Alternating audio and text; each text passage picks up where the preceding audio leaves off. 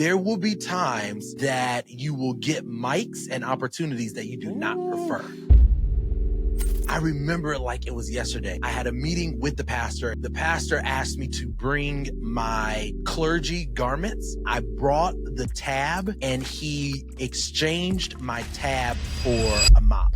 And he was like, hey, I want you for a season, come with so-and-so to clean the church every Saturday. That wasn't something that I wanted to do, but that was something that the ministry and my pastor needed me to do. There will be times that you will get mics and opportunities that you do not prefer. When serving God, you aren't only going to be called to do the things that you want to do, you're going to be called to do the things that heaven needs you to do. I understand some of the frustrations of seeing someone that has a gift and they're only reaching for the thing that they want. Yeah. When there's something that the house needs that you don't even know is going to prepare you for the thing that you want.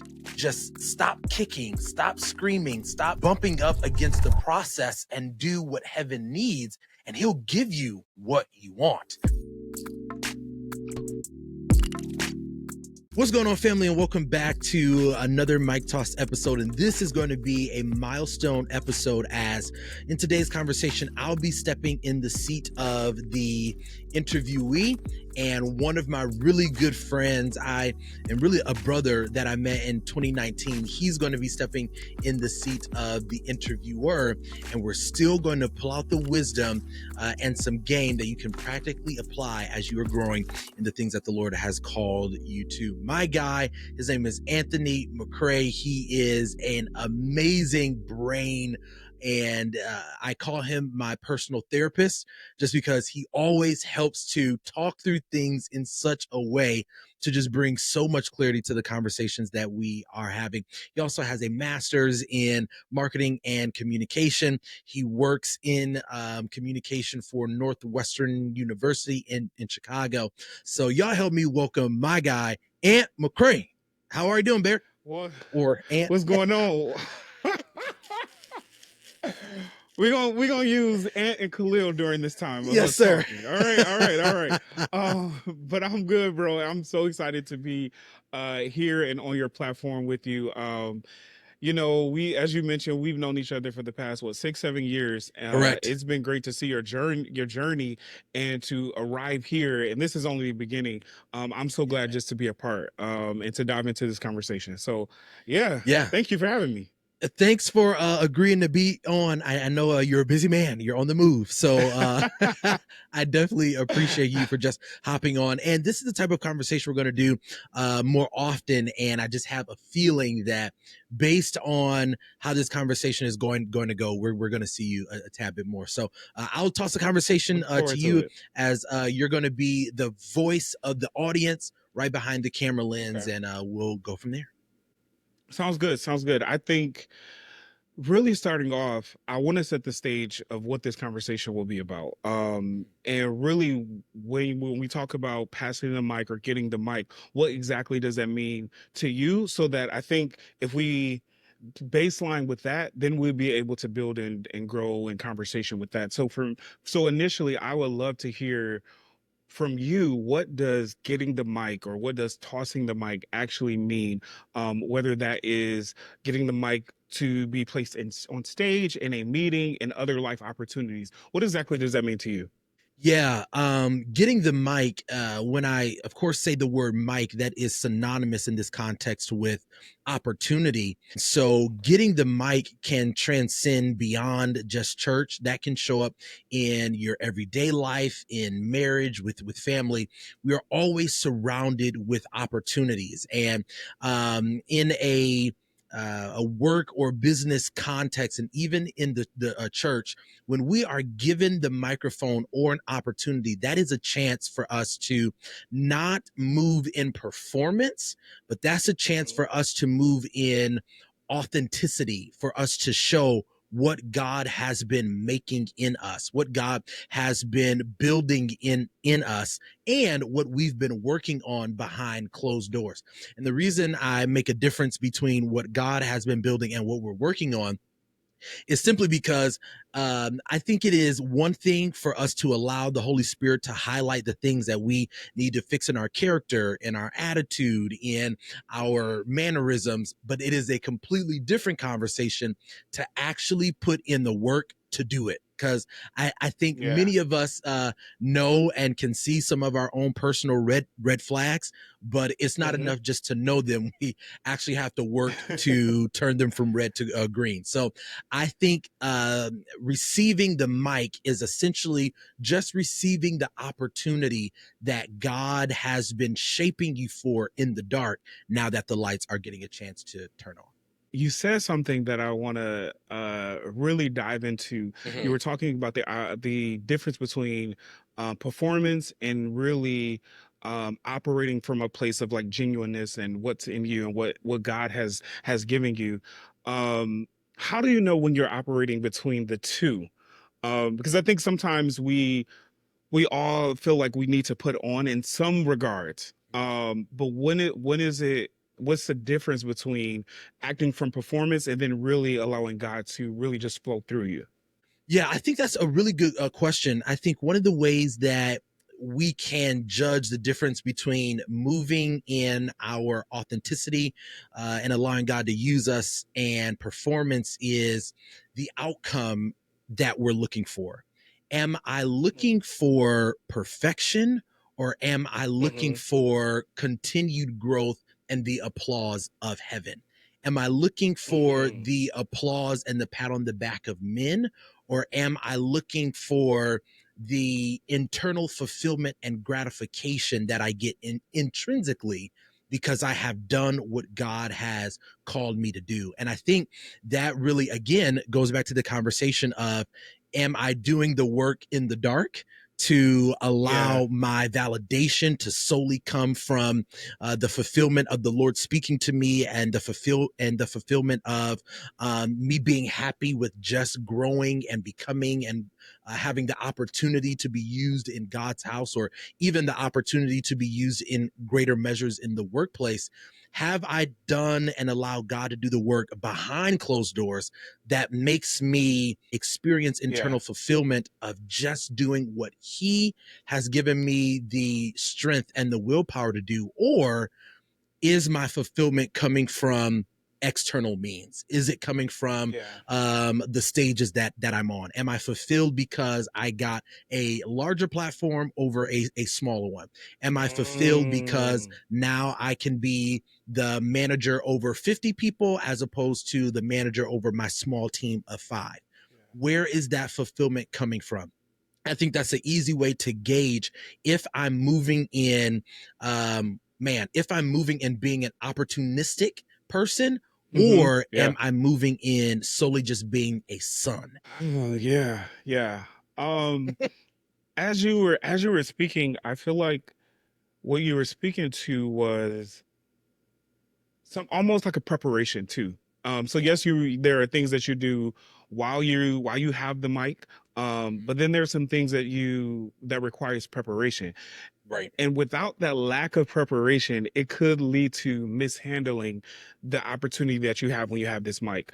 For sure. I'm curious to know, why do you think, people mishandle the mic? And what are those pitfalls that people fall into? Obviously, as you mentioned before, I think that preparation and allowing your personal time with God to really shine through. But what are other ways that people fall into this pitfall of performance, but then ultimately mishandling the mic that they have and the opportunity they have? Yeah, I think that people mishandle their mic or their opportunity by trying to prove that I am the one for the job, trying to prove that I belong here. And Hmm. typically, when you are trying to prove that you belong, or that you have the goods that we could clearly see if you were just being you, it causes you to Yeah. overcompensate. you're doing much more hollering when you could have the same effect if you don't grab the ear. Maybe just talk, maybe Yeah. just teach, right? Or sometimes in the workplace, that can show up, or even in the business space, that could show up as one being over aggressive, where we have to feel that you as a manager has been in the room. And if there is any room that you have to impact with your voice more than your presence, more than likely that is a space where you are mishandling your mic. And so I think before you go into any place or space, you have to be comfortable in how you show up. And again, I think that all goes back to the things you do before the mic is given to you or before the lights come on. Allow the time that you have with the Holy Spirit, or even a very practical way that you can become comfortable in yourself is allowing the validation of family members to help you become comfortable in how you show up. Typically, when you are around family and people that you love, there's no need to perform there, right? You're just being your normal self. And however your family can speak to how you are when you are around them is a good indication of that is how you show up normally. And so I think that's a good way to judge if you are mishandling a mic and or an opportunity, is if you are trying to use external means to prove your dominance and your leadership and your authority, to prove that you deserve to be there, as opposed to just allowing your presence to do all the speaking for you. Yeah, and that, to me, as I'm listening, I'm thinking, as we're in these positions and on these stages and we have these opportunities, there's a I'd say there's a difference between making a mistake and then also then operating out of this, and then mishandling. I'll say mishandling. I think sometimes, of course, as we're growing, as we have these different opportunities, of course we'll make mistakes, but then that it's different if you're not even operating in what God has called you to, because then you mishandle the space. Now, you mentioned something about how you show up in family, which to me also speaks to, that is a space where you can also have the mic. True. Oh, that's good. Because but my question to you then is, is every opportunity for you? And does every mic that you get, do you feel like um it's one that you prefer? Is that anytime you have an opportunity, how do you know? I guess that's a better question. How do you know that this is the space I'm called to be in, I'm supposed to be in, I'm purposed to be in? Or is it really just any opportunity that comes forward? Is that something you just take on? I guess my question to you is, do you prefer every opportunity, or are you open to every opportunity that comes to you? Yeah. I think to answer your first question of how do you know if this opportunity is for you? I think one of the ways that you know that this opportunity is for you is how comfortable you are when doing the thing in that opportunity. How comfortable am I speaking in front of the board in a board meeting? If I find, and this is just maybe a natural indication of Okay. the spiritual gifts that the Lord may have given you, or even some of the natural gifts that the Lord has given you. This is an easy way to identify it. If you can do the thing effortlessly, more than likely there is something in there that is trying to show you, man, this is the space that you're supposed to be in. This is the mic that you are supposed to have. If it doesn't take too much for you to do it, it almost feels like it's second nature. It's something that you can do with your eyes closed. Now, that doesn't necessarily mean that you should do it without putting in effort to get better, Yeah. right? But that does mean that this is a clear fit for what the Lord has created you to do, or at least what the Lord is assigning you to do for that moment in that space, or whatever the case is. Now, when I want to trying chime in to, a little bit. oh yeah, please. I want to chime in just a little bit. Mhm. Because I think what you're describing is different from nerves. Because you were like, Mm. Oh, whatever that's comes up, good. how do you feel? Do you just feel, what feels natural to you? Right. Just because it feels natural doesn't mean that you won't be nervous. Hmm. I think it's a human response to be nervous. Right. Whether you are great at it, something, whether you're terrible at something, it's just a human response. For But I sure. heard there was a leader I used to that I heard say this. What do you do specifically? This is in ministry, but one way that you could possibly tell what your gifting or calling or what your mic may be is when the presence of God shows up. Mm. What naturally Yeah, what that's comes good. out of you? What do you desire to do? Is your desire to pray? Is your desire to intercede? And is your desire to worship? Right. Is your desire to what flows out of you? Is it prophecy? And so I think that's another aspect of or way you can tell kind of Right. what's your opportunity or what's your mic.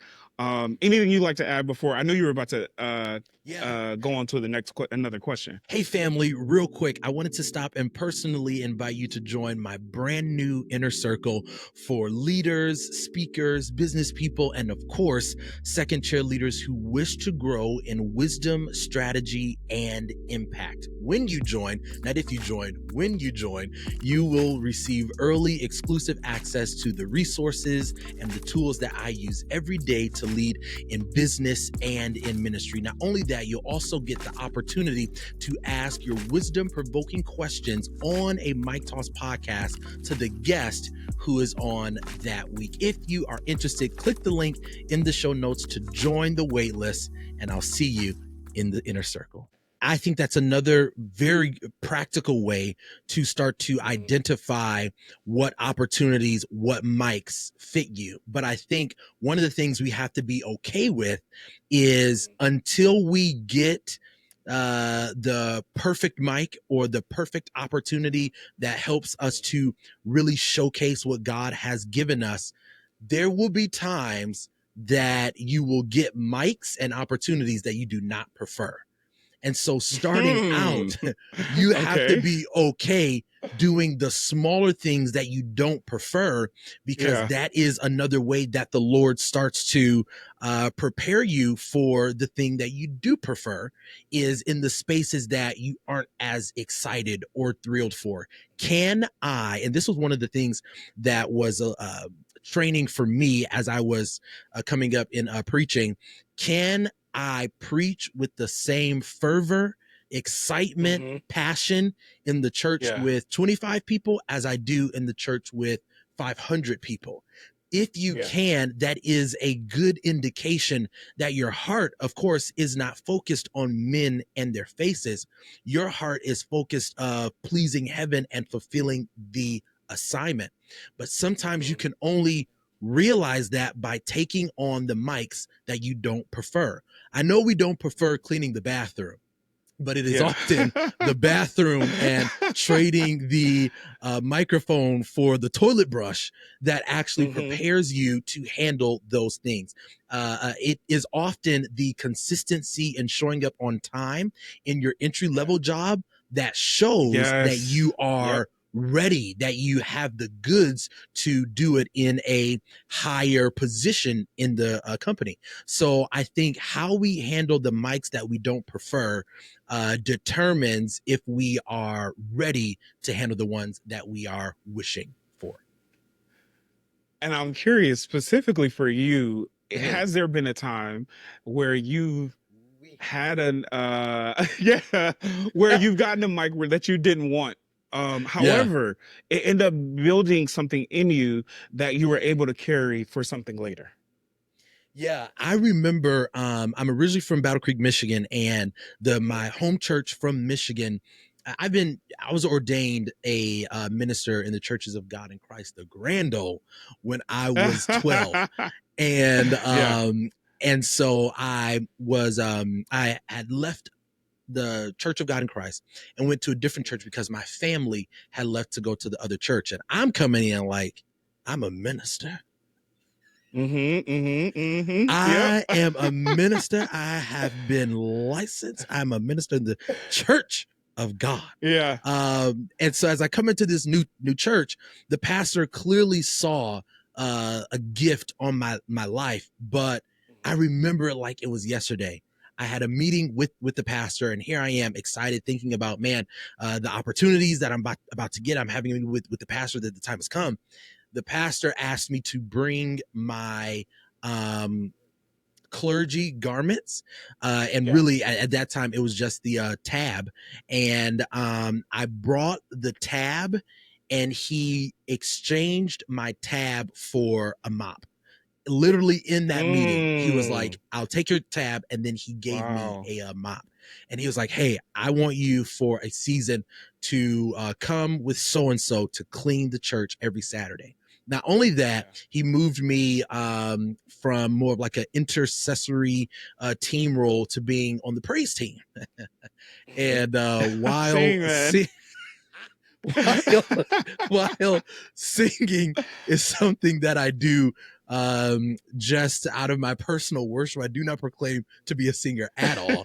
But while that is just something that I just do, you know, church kids know how to sing a little something. And a lot of people don't know that you were a choir director. Okay, all right, this ain't the time.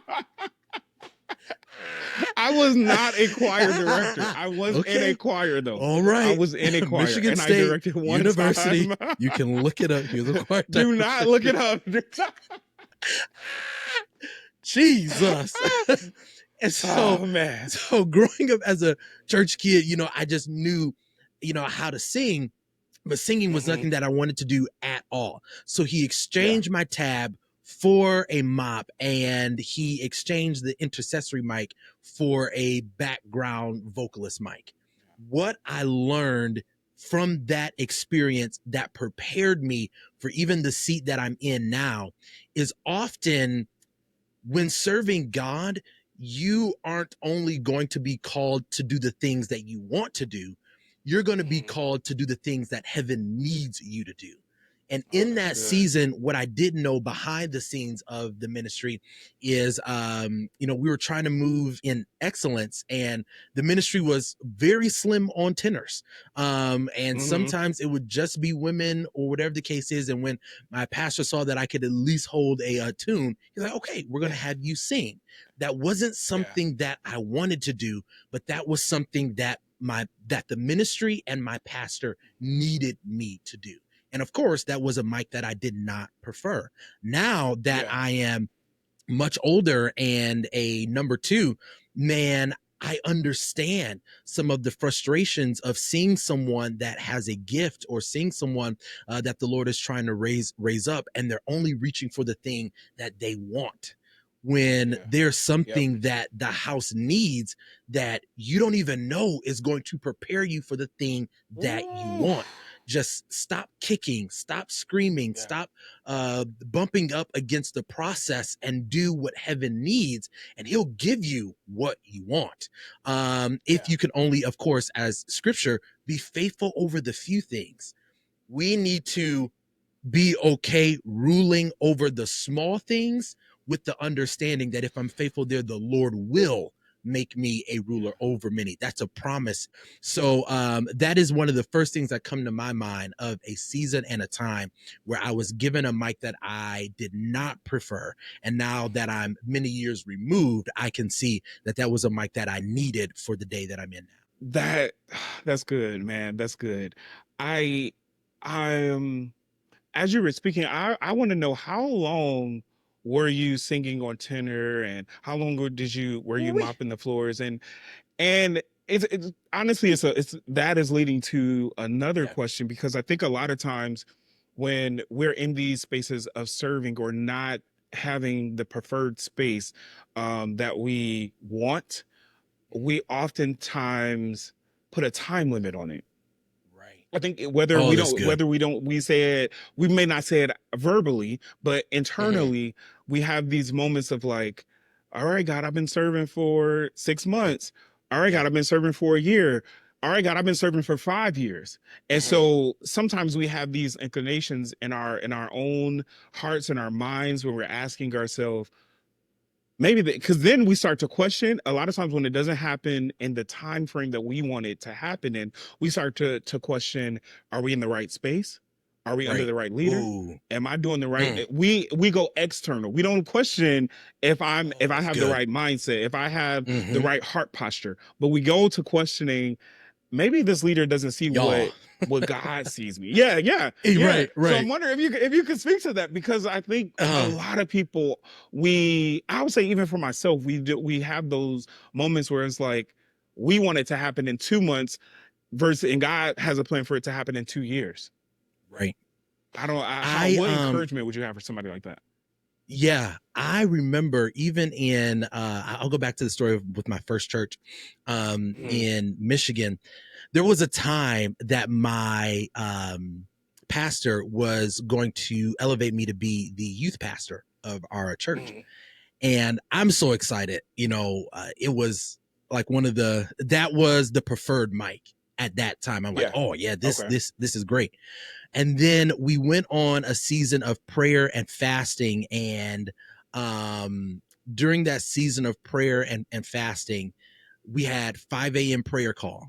And when I tell you, I mean, we may have been fast for like 21 days, but I was on that prayer call maybe 5.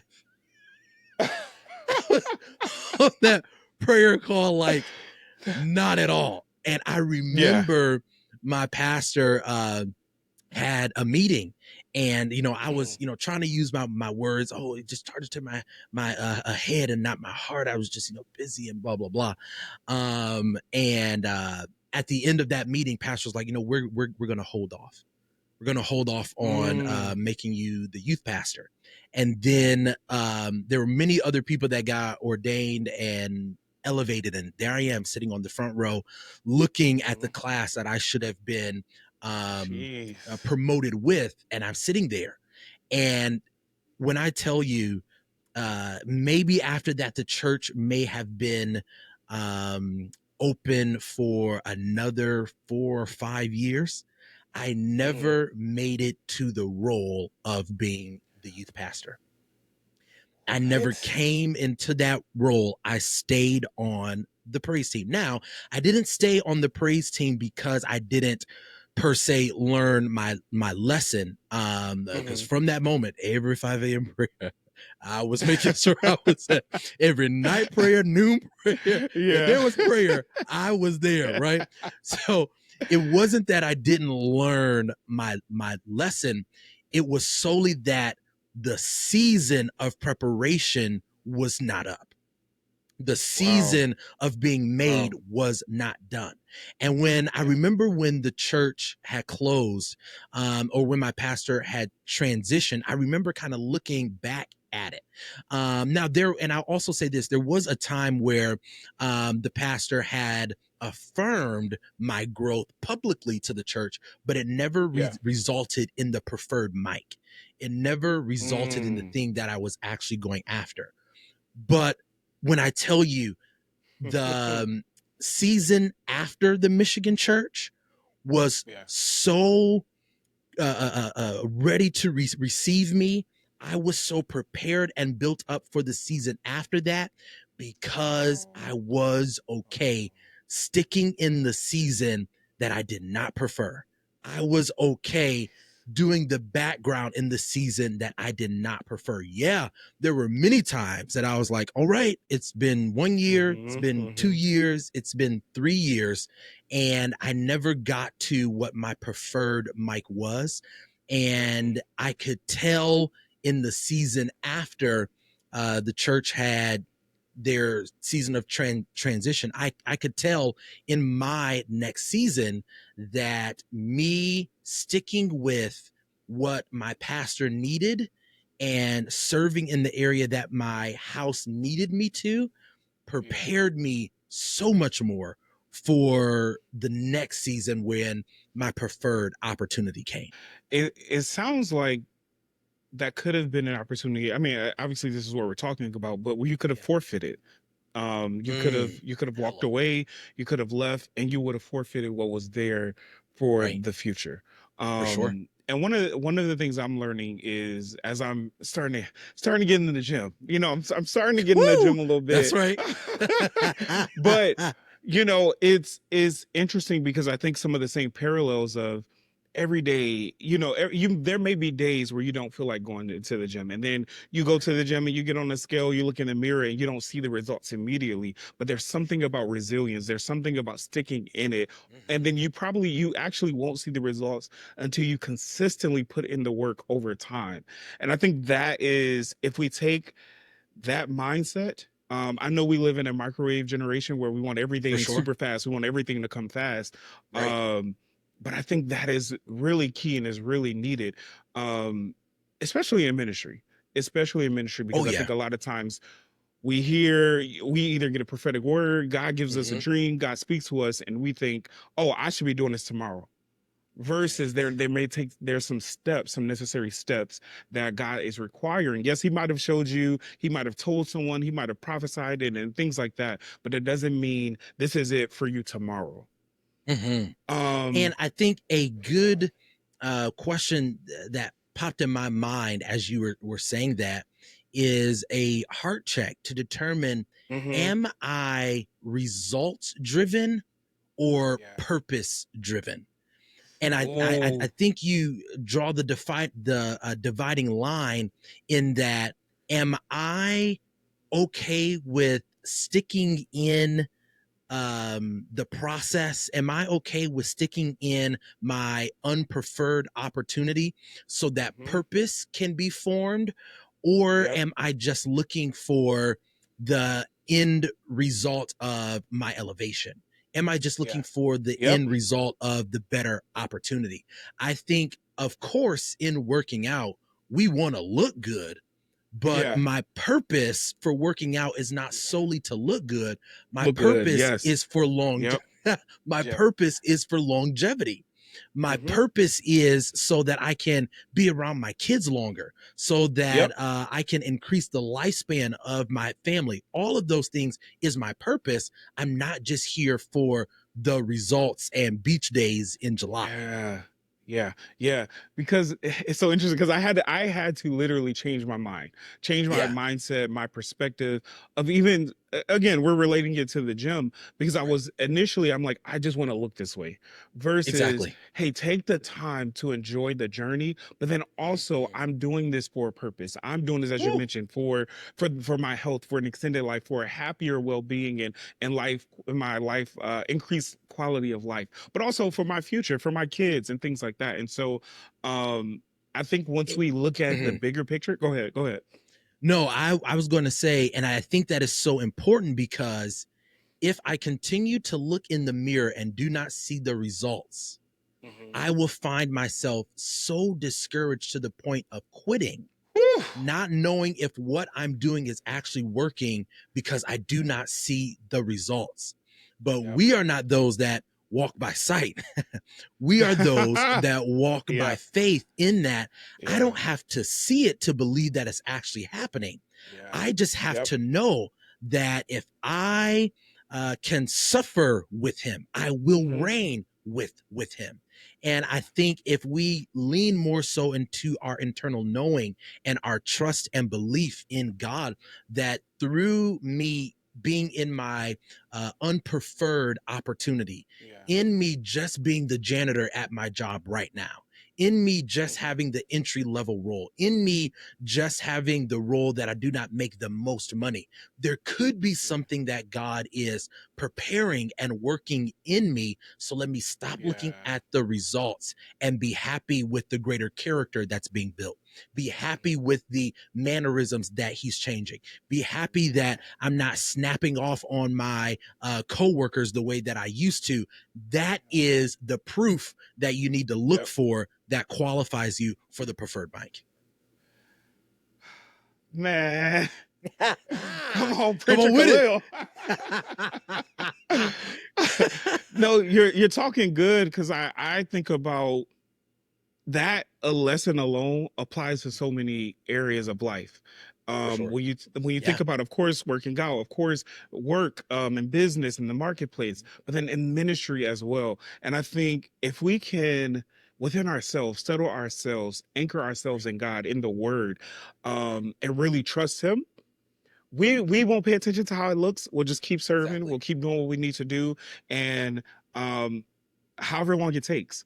Because Exactly. in the midst of that, we don't want to mishandle, as we started this conversation with mishandling the mic. And as we're now, I'm thinking about as we mishandle the mic. Let's just say you do have this opportunity, or it's an unpreferred opportunity. Let's just say it's an Mm-hmm. unpreferred opportunity, and you decide I'm going to give up, or let's just say it's an opportunity you want, and then you still mishandle it.